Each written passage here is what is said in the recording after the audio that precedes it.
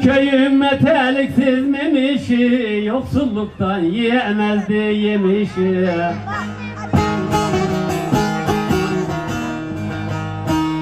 Kader ile ters giderdi her işi, adamcağız çekti çekti, ölmedi, ölmedi, ölmedi, ölmedi, ölmedi, ölmedi. Bizim Memiş emmi bir yaz mevsimiymiş. Dut ağacının dibine varmış, bakmış ki dutlar öyle güzel yetmiş. Adamcağız ağzının suyunu tutamamış. Ya demiş, şu dutun başına çıkayım da birkaç tane atıştırıvereyim demiş. Neyse, dudun en yukarısına çıkmış, tepesine. Orada gözleri dalın ucunda dudararken ayakları bir çürük dala basıvermez mi? Bir saniyede kendini dudun dibinde bulmuş. Duttan düştü, bel kemiği kırıldı, kafatası yedi yerden yarıldı.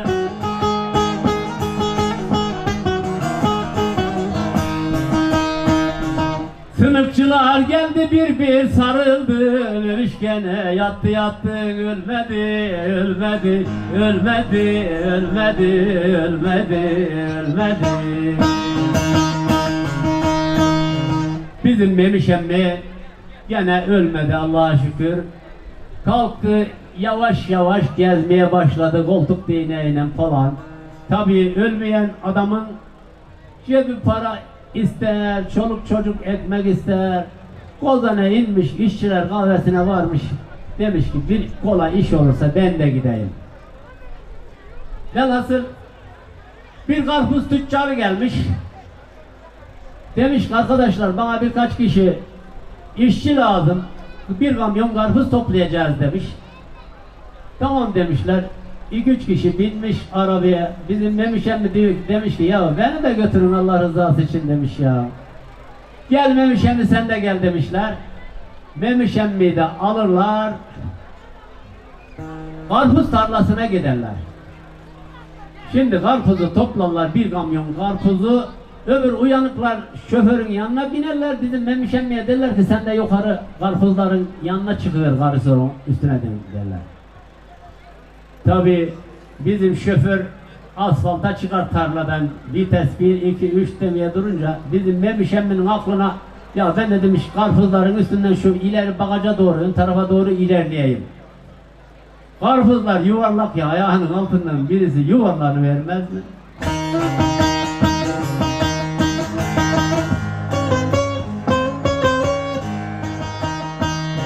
Yazın karpuz yüklü kamyondan düştü, tekerin ikisinin üstünden geçti.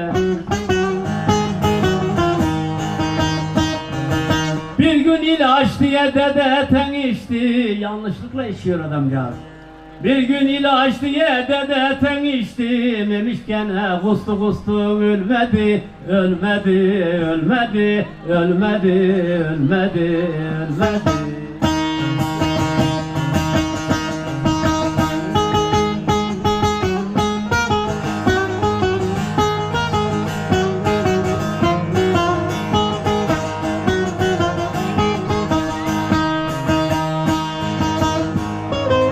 Kanser oldu, Ankara'ya saldılar, ölür diye ağzını çaldılar.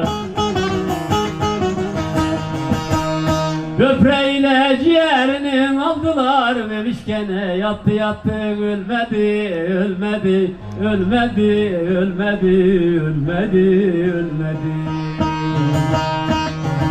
Bizim Memiş gene ölmedi, koltuk değnekleriyle gezmeye çarşıya çıktı.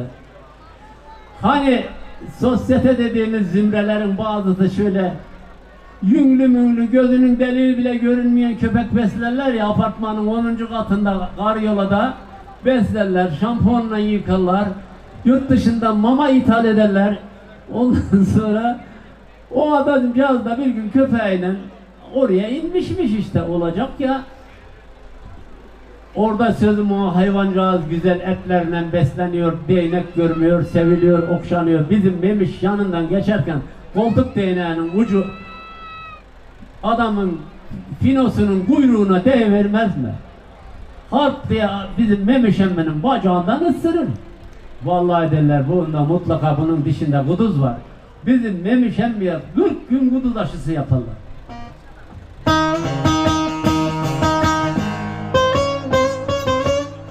İttaladı 40 gün yaptılar aşı, sanırsın Azrail bunun yoldaşı. Üstüne devrildi değirmen taşı, Memiş gene çekti çekti, ölmedi, ölmedi, ölmedi, ölmedi, ölmedi, ölmedi, ölmedi.